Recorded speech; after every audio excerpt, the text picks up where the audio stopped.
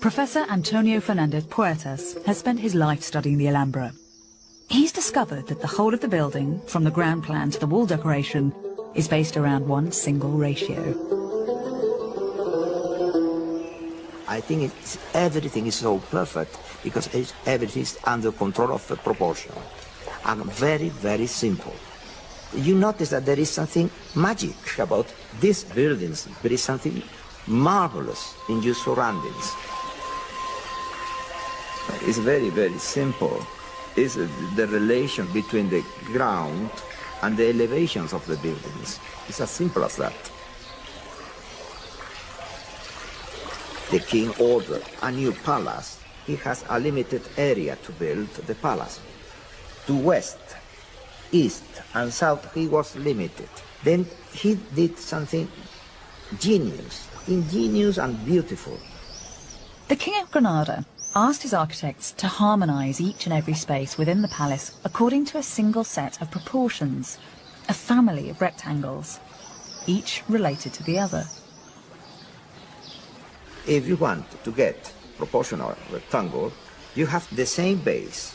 Take the diagonal, put it up, yes, and you got successive rectangle, proportional rectangle. The key to the Alhambra's design is the simple relationship between the side of a square and its diagonal. If we use the diagonal to make a rectangle, and then the diagonal from that rectangle to make another, we get a progression of rectangles.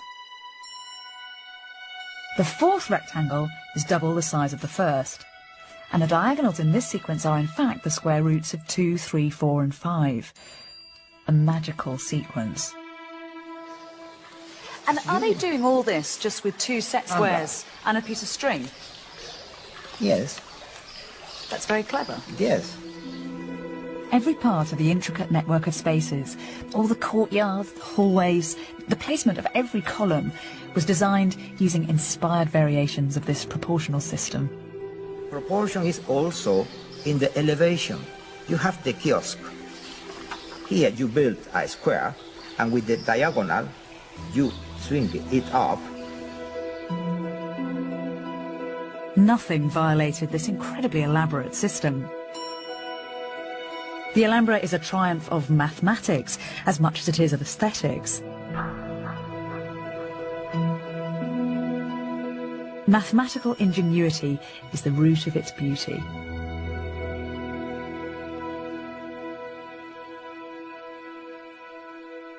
But no one talks about this. Everyone looks at the Alhambra just as an aesthetic experience.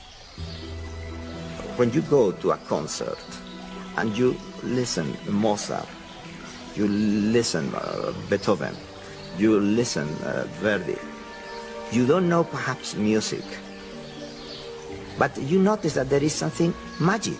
Yes. It happens with that the same. You feel it.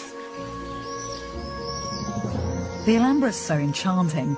It's all too easy to view it as a fairy tale palace, isolated from history. But that is romantic nonsense. This palace was the product of a very real, very gritty history. The Alhambra was built by a religious empire which, at the pinnacle of its power, dominated land from China to Africa.